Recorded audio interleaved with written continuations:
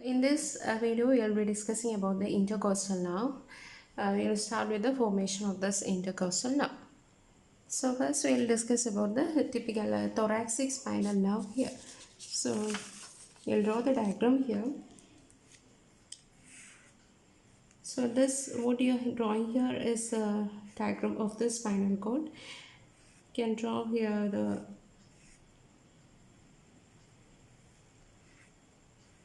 anterior horn and posterior horn here. You can see that there is the dorsal root which is emerging from the spinal cord. This is the ventral root which is emerging from the spinal cord. Now the dorsal root and the ventral root combine together to form the spinal nerve. So what you are drawing here is the thoracic spinal nerve. So the dorsal root and ventral root combine to form the spinal nerve. So this is the dorsal root, this is the ventral root, and this is the spinal nerve. Now the spinal nerve divides into a dorsal ramus here, and it divides into a ventral. After giving the dorsal ramus, it gives a ventral rami. So this is the ventral rami here.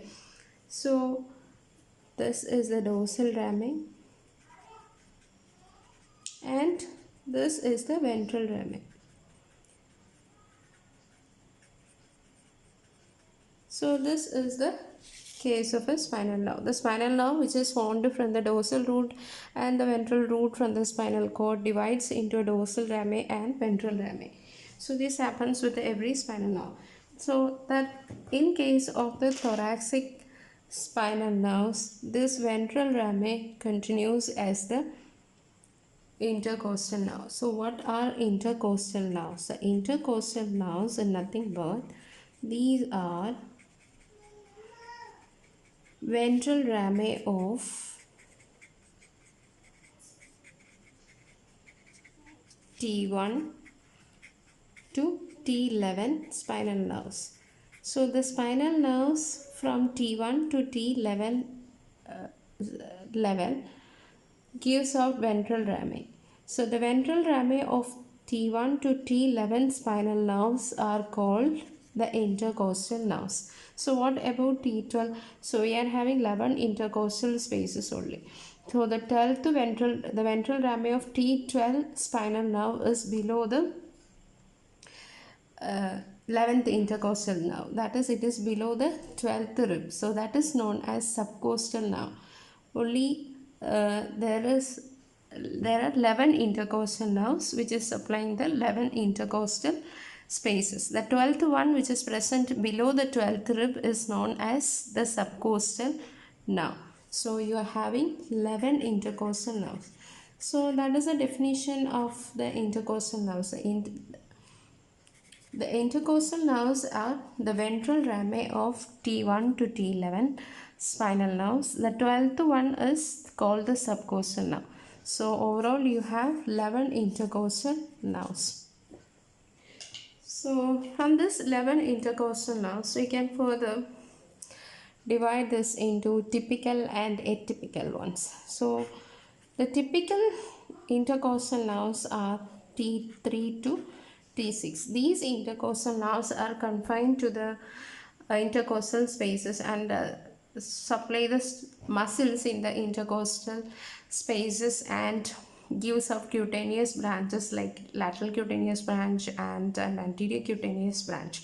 It doesn't supply structures other than the intercostal spaces, that is intercostal muscles and overlying skin, etc. But all other spinal nerves, that is T1, T2, T7 to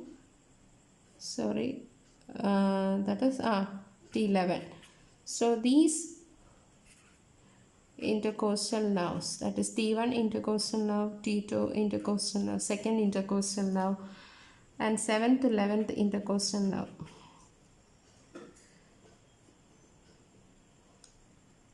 All these are called atypical intercostal nerves. Why? Atypical intercostal nerves.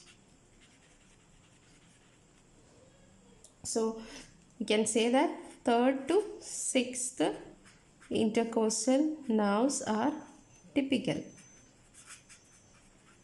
whereas first, second, 7th to 11th are atypical. This is because the first, we consider the first and the second intercostal nerves here. That is, the first intercostal nerve is the ventral rami of the T1 spinal nerves. We know that the T1 ventral rami of T1 spinal nerve is taking part in the formation of brachial plexus. So it supplies the upper limb also. So it is not only supplying the intercostal space, but it also supplies the upper limb through the brachial plexus. So it is considered to be atypical.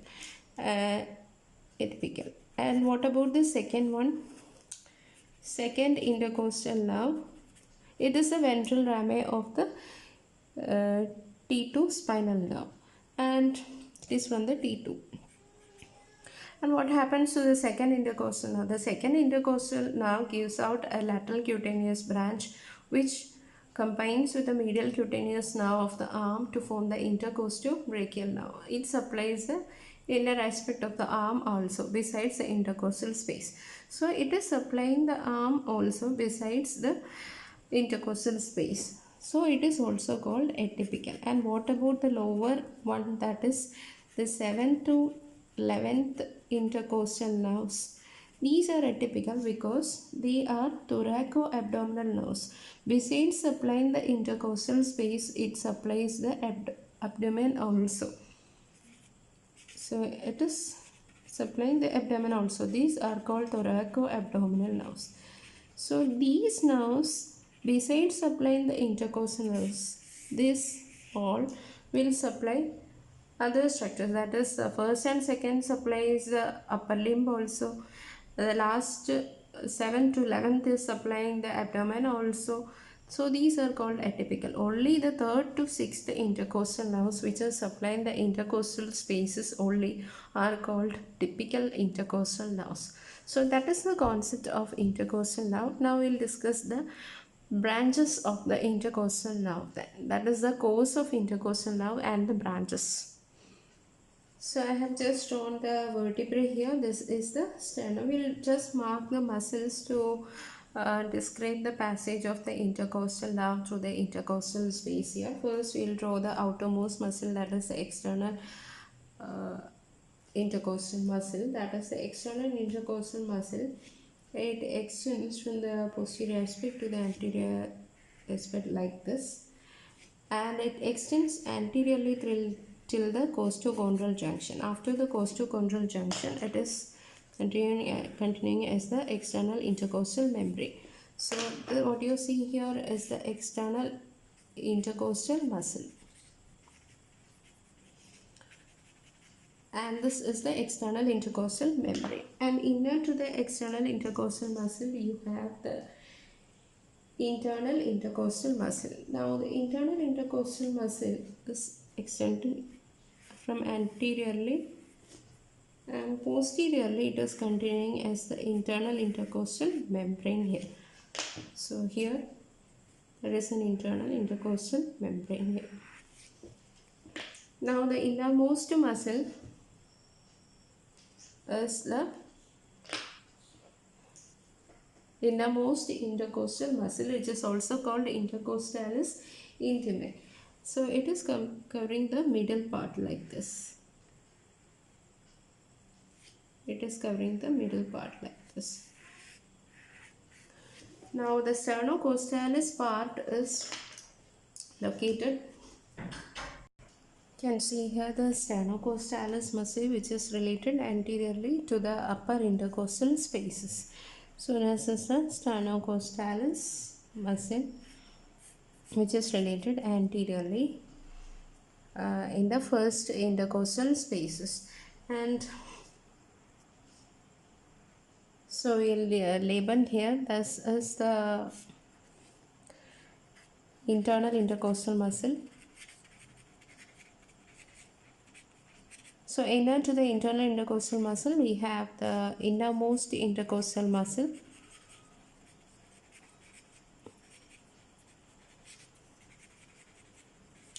and this is the sternocostalis part, sternocostalis muscle. Now the outer one is the external intercostal muscle. Inner to that we have the internal intercostal muscle, and inner to that we have the innermost intercostal muscle, which is also called intercostalis intima, and this is the sternocostalis muscle. Now we'll see the now which is emerging. So you can see the two ribs here. This is the vertebrae, this is the adjacent two ribs. This is the upper rib and this is the lower rib. Sorry, this is the lower rib. So in between these two ribs you can see an intercostal space here. It is covered with the intercostal muscles here. We know that the intercostal nerve, it passes below the neck of the rib. So this is the intercostal nerve of this space. So this is the nerve of this space. So the nerve of this space is running below the neck of the upper rib. So it runs below the neck of the corresponding rib. So if it is the nerve of the fourth intercostal space, it is running below the neck of that fourth rib. So like that, if the nerve of this space is running below the upper rib of the space, and it reaches the costal groove, and in the costal groove it is lying below two structures here. It is running below two structures here. First one, that is above the now you have the which one, that is the posterior intercostal vein and the posterior intercostal artery here. So the nerve is running below the posterior intercostal vein and the posterior intercostal artery. So upper one is the posterior intercostal vein, and below that you have the artery, and below the artery you have the nerve. So from above downwards the arrangement is vein, artery, nerve. So upper part you can see the posterior intercostal vein, below that you can see the artery, below the artery it is a nerve. That is the arrangement of the neurovascular structure in the intercostal space here. The neurovascular structure is running along the lower border of the upper rib of this space, and in the costal groove the arrangement from above downwards is vein, artery and nerve. Vein, artery and nerve from above downwards. So it is running in the lower margin of the upper rib. So that is the arrangement. So you can see that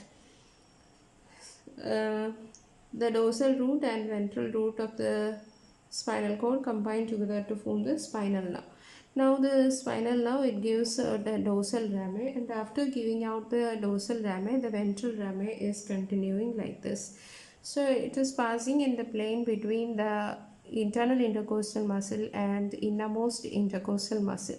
So running between these muscles, it runs like this in this plane. So now we are going to discuss about the branches of the intercostal nerves here. So the typical intercostal nerves will give branches like lateral cutaneous nerve, anterior cutaneous nerve, and some muscular branches here. So first of all, it gives a branch known as the lateral cutaneous nerve. The lateral cutaneous branch of the intercostal nerve arises just before it reaches the angle. It is at the region of the angle it is giving this branch. So, and this lateral cutaneous, it follows the main trunk of the nerve for a short distance, and after that it will penetrate. It will pierce the intercostal muscles like this. So we can see that it is piercing the internal intercostal and external intercostal muscle, and also the muscles of the body wall along the mid-axillary line, and it is distributed to the skin after dividing into a posterior branch and an anterior branch like this. So this branch of the intercostal nerve, which is given out or arises near the angle of the rib is known as the lateral cutaneous branch. So this is the lateral cutaneous branch of the intercostal nerve which arises near the angle. So after arising near the angle, it follows the main trunk of the nerve for a short distance and it pierces the intercostal muscles like internal intercostal muscle and external intercostal muscle and muscles of the body wall in the mid-axillary line. Then it ends by supplying the skin by dividing into a posterior branch and an anterior branch. So that is one branch. Then another branch is that it passes like this, and what you can see here, you can see some vessels here. These are the internal thoracic vessels, that is internal thoracic artery and the vein. Here it passes in front of the internal thoracic vessels and it penetrates or pierces which all muscle. You can see the internal intercostal muscle here. It pierces the internal intercostal muscle and the external intercostal muscle. So external intercostal membrane, and it gives out a branch which is known as the anterior cutaneous nerve. So this is the anterior cutaneous nerve which is dividing into medial and lateral branches like this. So this one is the which is supplying the skin, or it is supplying the overlying skin by dividing into medial lateral branches. So this is the anterior cutaneous branch of the intercostal nerve.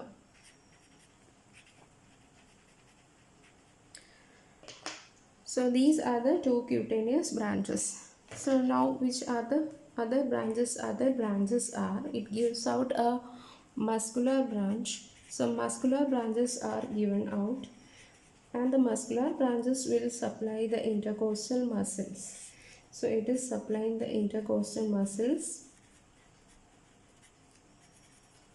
It supplies the transversus thoracis and serratus posterior superior, serratus posterior superior.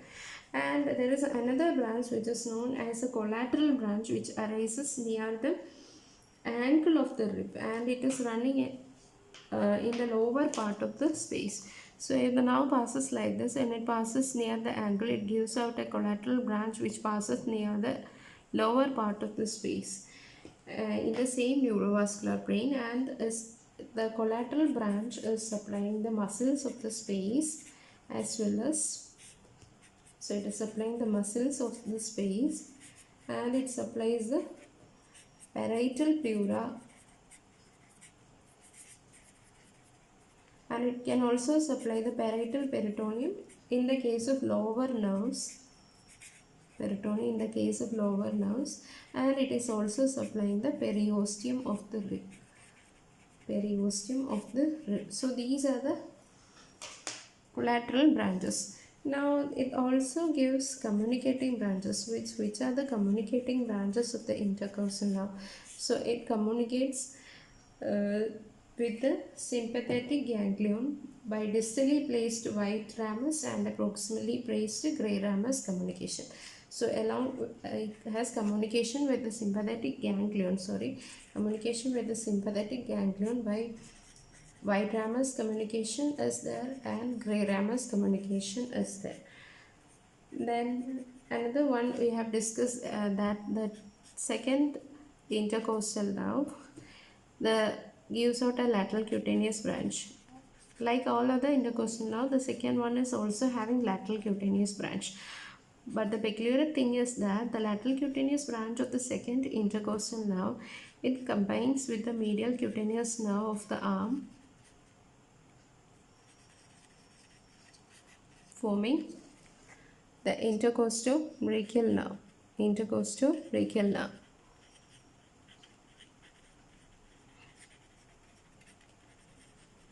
So the intercostobrachial nerve which supplies the skin of the floor of the axilla and of the upper part of the medial side of the arm. So that these are the two communicating branches of the intercostal nerve. So we have discussed about the branches. Which are the two cutaneous branches? Cutaneous branches are lateral cutaneous branch and an anterior cutaneous branch. Lateral cutaneous branch arises near the ankle and divides into anterior branch and posterior branch. Anterior cutaneous nerve arises near the side of the sternum and it is piercing the external intercostal membrane and supplies the skin overlying skin is supplied. Anterior cutaneous branch divides into medial and lateral branches. Now the muscular branches also arise from the intercostal nerve which supplies the muscles of that space and also transverse thoracic and also uh, that is serratus posterior superior. Now the collateral branches arises near the ankle and it passes uh, downwards and it supplies the muscles of the space. Along with that it supplies the parietal pleura and parietal peritoneum in case of lower nerves and it supplies the periosteum of the rib also. Now the communicating branches are to the sympathetic ganglion via the white ramus and gray ramus communication, and the second spinal nerve, the lateral cutaneous branch of the second spinal nerve communicates with the medial cutaneous nerve of the arm to form the intercostal brachial nerve, which is supplying the medial side of the arm and the skin of the floor of the axilla. So that is about the intercostal nerve.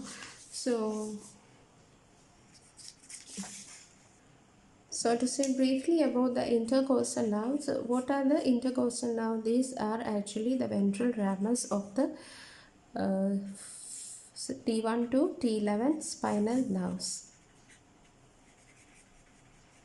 So the 12th, the ventral ramus of the T12, that is the ventral ramus of the 12th spinal nerve is called the subcostal nerve.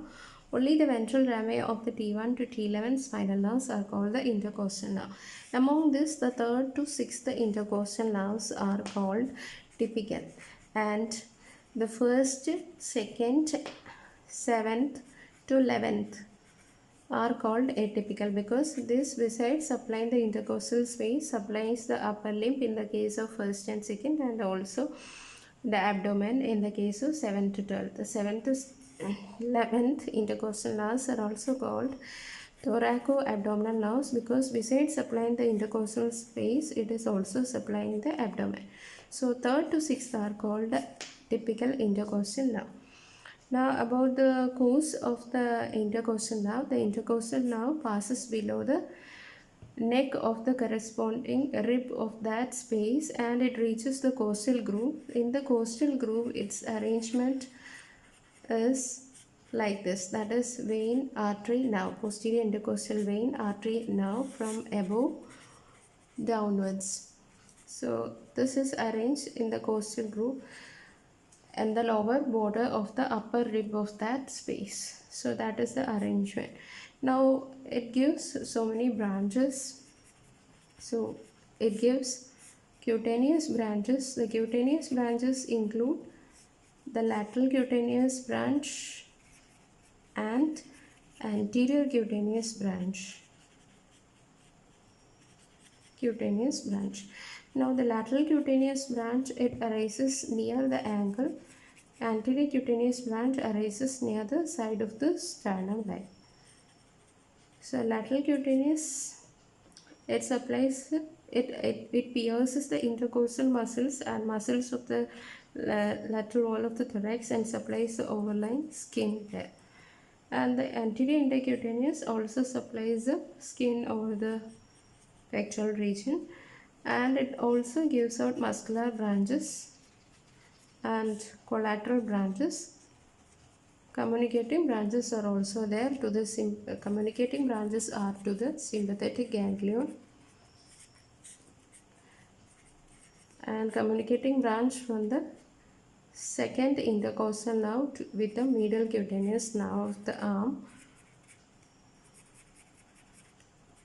via the lateral cutaneous branch. So that is the lateral cutaneous branch of the second intercostal nerve communicates with the medial cutaneous nerve of the arm to form the intercostal brachial nerve. So that is all about the intercostal nerve. Thank you for watching this video. To see more videos on my channel, please subscribe the channel. Thank you.